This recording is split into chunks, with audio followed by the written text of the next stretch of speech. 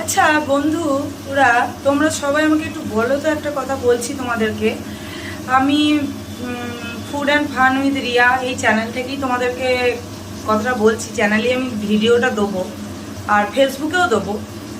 আমরা যেই বাড়ির হাউসওয়াইফরা রান্না করি, দেখো মুখ চোখের অবস্থা দেখো।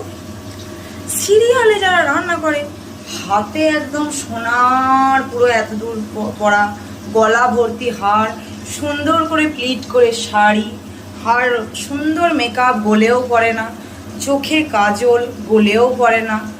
আর আমরা এই যে রান্না করছি, ওরা কি সুন্দর এরকম এরকম এরকম করে করে রান্না করে, ওদের কিচ্ছু হয় না কেন গো?